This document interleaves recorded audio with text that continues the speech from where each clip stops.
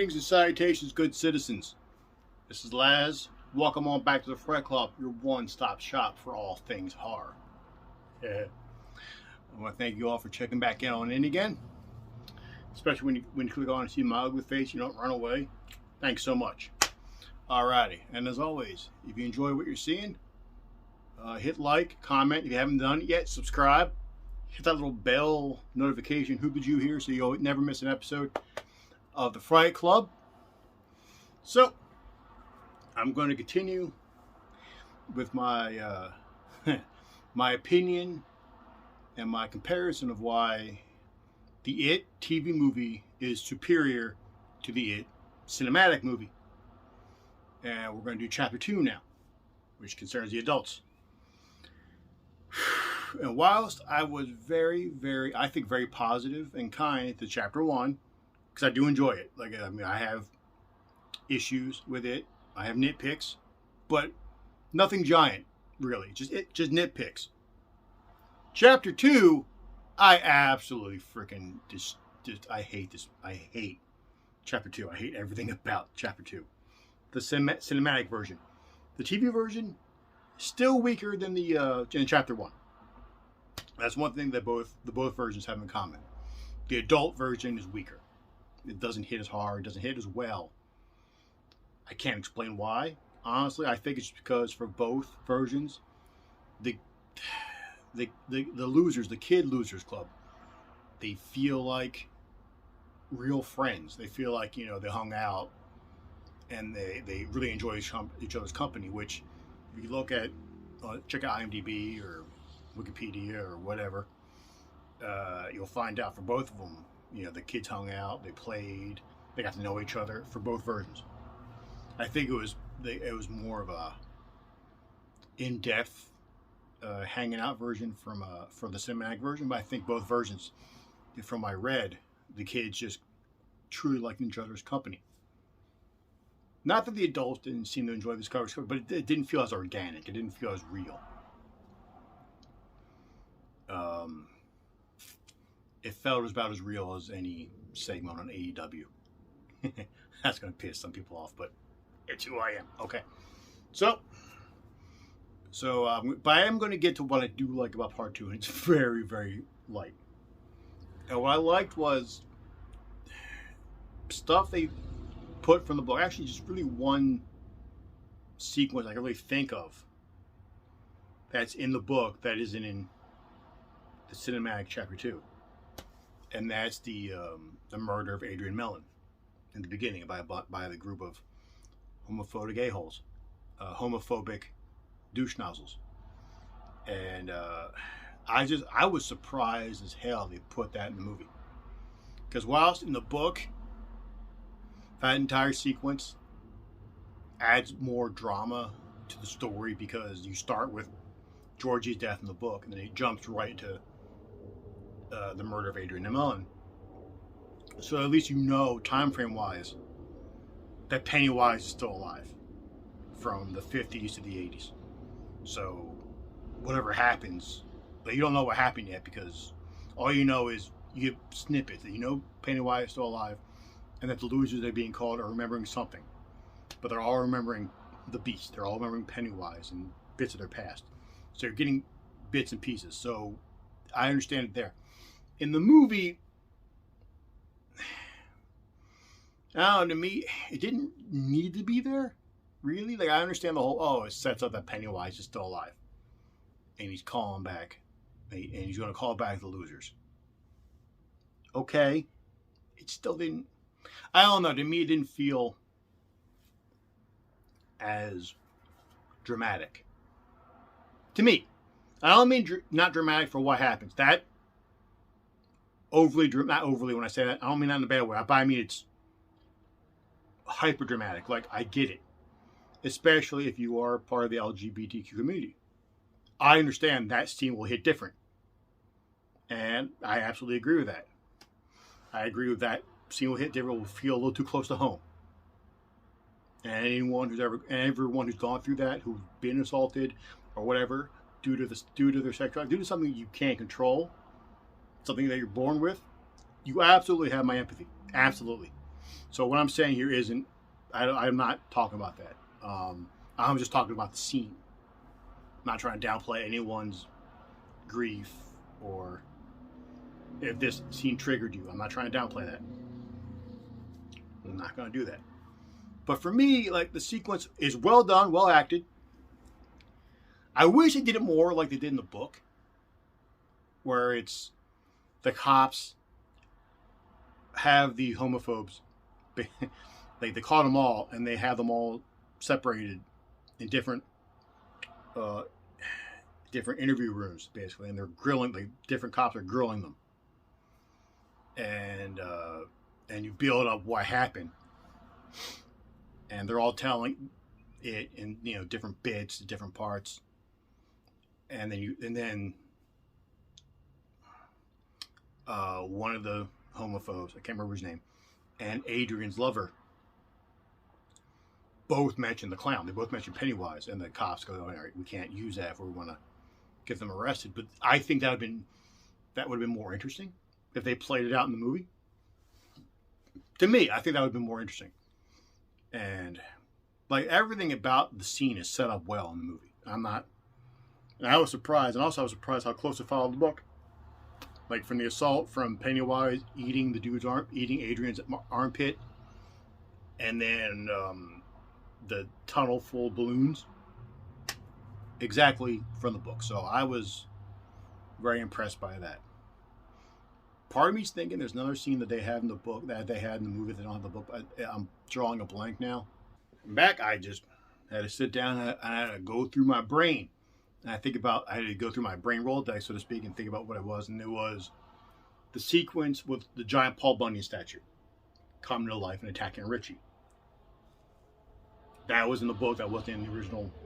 That wasn't in the TV miniseries. So I was impressed they put that in. However, they screw it up. Like, my biggest issue with it, Chapter 2, theatrically, is a lot of it was CGI gobbledygook to me. It was a bunch of stuff that didn't need to be there.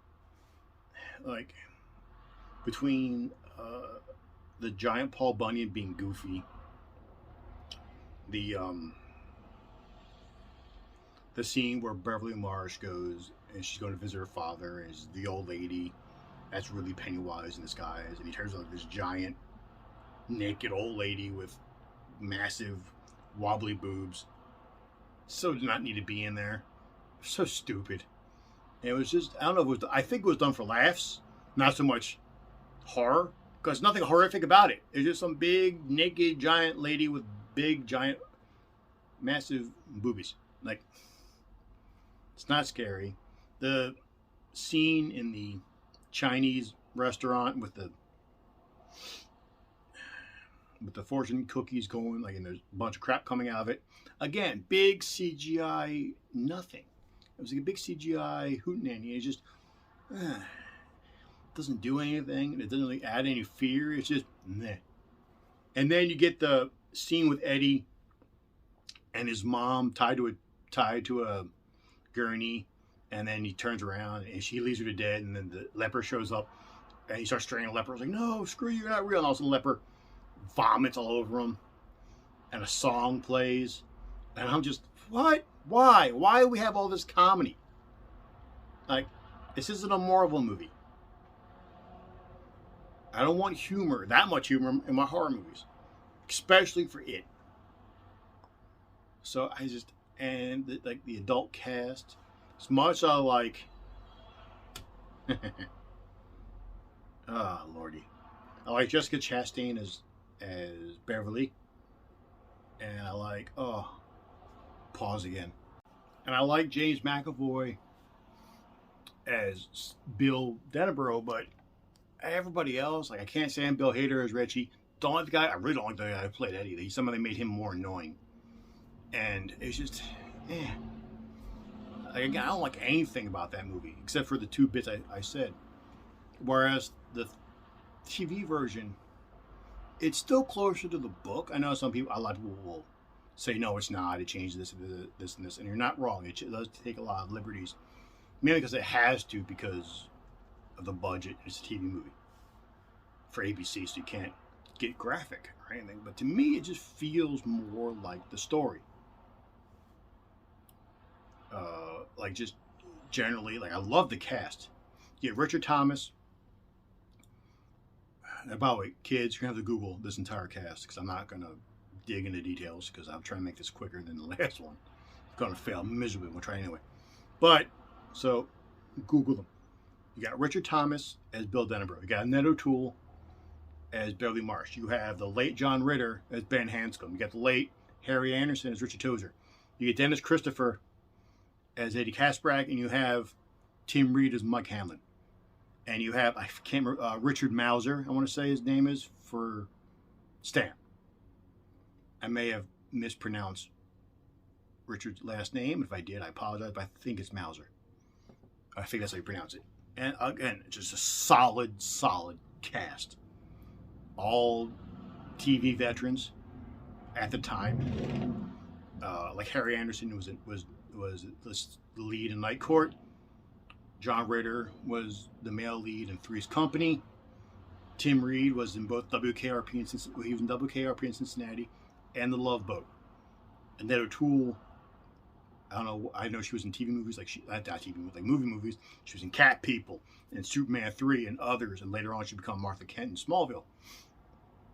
And Richard Thomas was in the Waltons for so very long. So you have a solid cast. And Dennis Christopher, I don't know what TV work he did, but he was the main villain in Fade to Black, which is an amazing 80s horror movie. If you haven't seen it, check it out. I may do a review of that one day. Amazing movie. So you got a solid cast. And the story follows the beats closer, to me. Like the phone calls they don't go in order. Neither movie gets the order right from the book, but that's the nitpick. So, but the order goes. Actually, all the calls are from chapter 1, and chapter 1 ends, at least in the TV version, it ends with Stan killing himself, and then writing it in bloody letters on the bathroom, like on the bathtub wall. That's how chapter 1 ends. And chapter 2, for the TV version, everyone's coming to town. They're all encountering Pennywise in different ways, but they're not remembering everything. And each of them wind up in the Chinese restaurant first. And that sequence with the fork grease is way more subtle than the theatrical version. And to me, it works better because it's more subtle, more low key. They're practical effects, and there's at least one where Mike opens up his egg and it's like a fetal baby. It's like a fetal baby chicken, and that's just creepy as balls to me. I don't watch it like ugh, but everything's there. Everything's set up well, and when Eddie goes get his refill for his inhaler, he sees old Mr. Keene there, and Mr. Keene is, possessed by Pennywise for a bit, and that's straight from the book. The scene with Beverly going to Mrs. Kirsch's place, again, straight from the book, and no big giant woman with big wobbly boobs.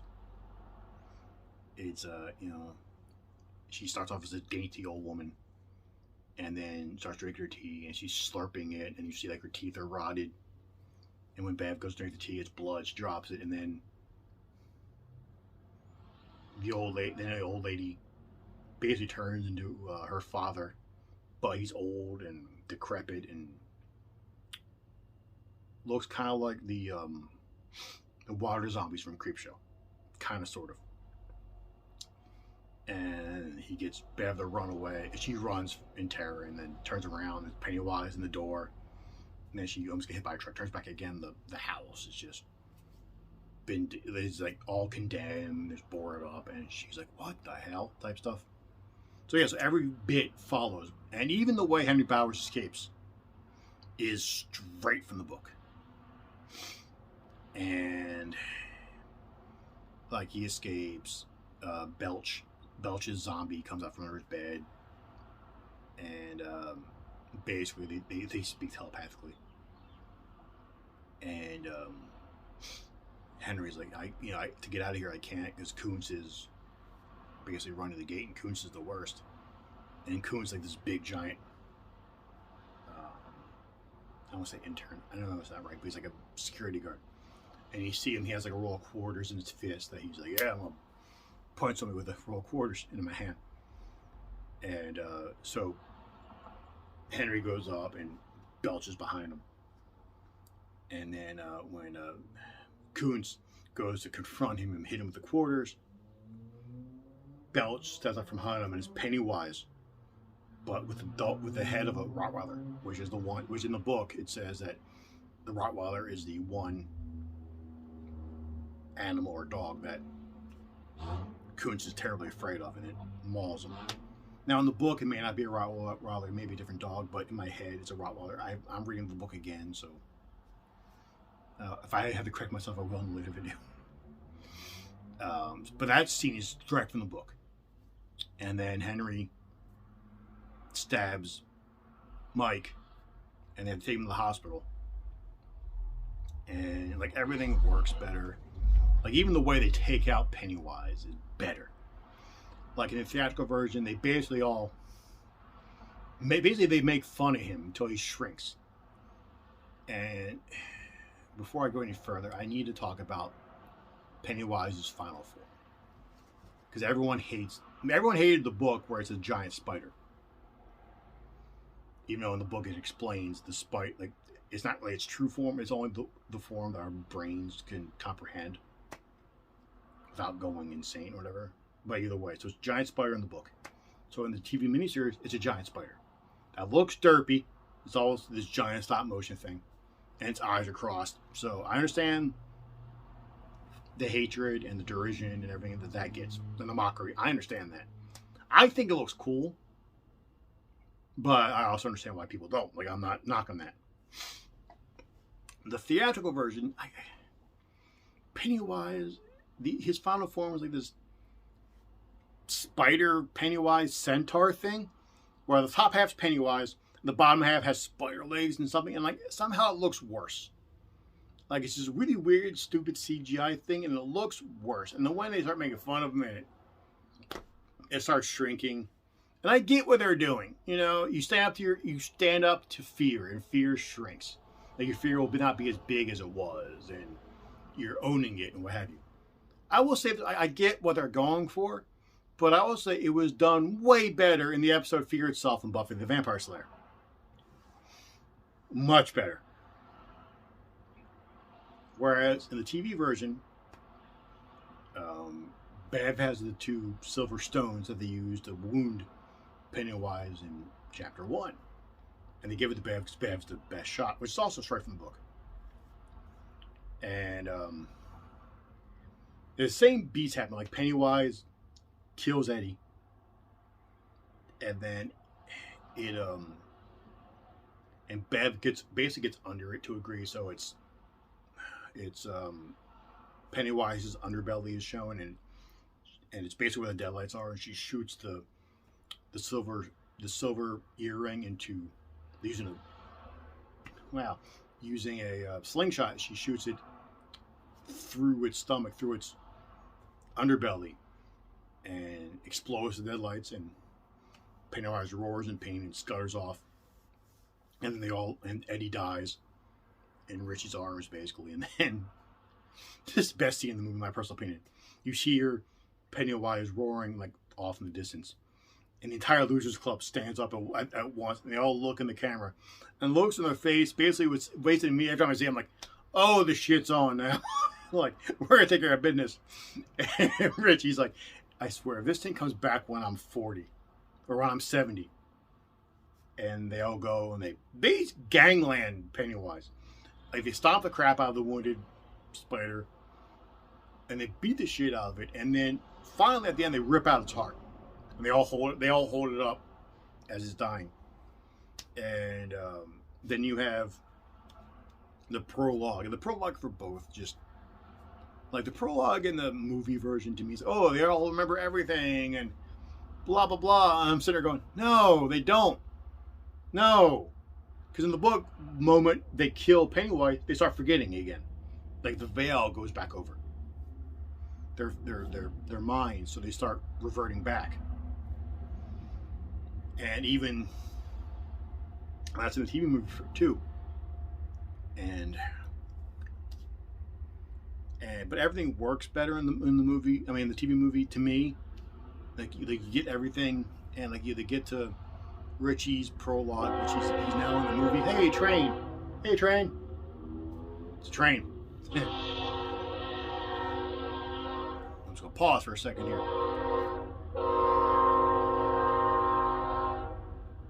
Okay, so Richie's like doing a movie, like a comedy movie, and as Mike's narrating, he's like, and to no one's surprise, his co-star, who he's having a lot of fun with or whatever,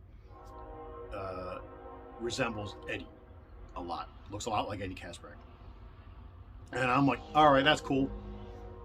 And like, Beverly and Ben leave together, and you find out that the other curse of the Losers Club is broken because Bev is now pregnant. And Mike said he's gonna leave Derry now since he can. And then Bill goes because in the both in the book and the movie, his wife Beverly goes to Derry to find out what the hell's going on and help her husband. And she's at a gas station or whatever, and Pennywise, in the form of a gas station attendant, basically hits her with the deadlights and takes her back to his lair. And when they killed Pennywise, Bill gets Beverly back. I'm sorry, Beverly. I'm sorry. Because, wow, I said Beverly twice. Audra. Her name is Audra. But in the book, she's supposed to resemble Beverly. So, in my defense. So he has Audra. And he does the thing where he puts her on the handlebars of Silver, his bike. And he starts racing down Derry. Because in an earlier scene, when Stan finally sees it during the summer, because he's apparently the last one to see it by himself, he's running, and he tells Bill to run, and they both hop on Silver and they go. And in Bill's recollection, they race fast enough that they beat the devil. So Bill does that again, and that snaps Audra out of it, and then she's fine. I'm only saying that because I know in the theatrical movie, Audrey's only in the opening sequence with Bill, and she's a total twat waffle. Like, I'm like, wait, she's likable. What the hell are you doing? Why are they making her a what? Why?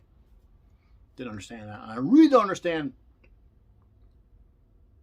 the ending, like the final denouement of chapter 2, where everyone they get a letter from Stan, and he's basically saying, I killed myself now out of fear, but to take myself off the playing board so I can't be used as a weapon. And I'm sitting there like, why? What is that for? Like, I don't understand the point of that scene. It's one of those, like, it's a change I don't understand, because he kills himself out of fear because he can't go back and face Pennywise again. That's it. That's what he does. Next time, kids, we are done. Let me know. Again, let me know if you agree or disagree about what I said. Say it in the comments before. Say it in the comments below. I love to have a discussion. Go back and forth. I love that. I love to know what people think. Just as long as you're not a dick. We can have debates. We can have conversations. No harm, no foul. There's no right or wrong opinion, in my opinion, on this one. You like what you like, and you may disagree with me, and that's absolutely cool. And I will love to hear just, different opinions. I have no problem with that. Just don't be a dick. Don't come at me, hey, you didn't like that because you didn't understand that, and you're a boomer. Which I'm not. I'm Generation X. Not a boomer. I don't like boomers either. But with all that said, do good citizens. This is Laz. I'm signing off. Catch y'all on the flip side.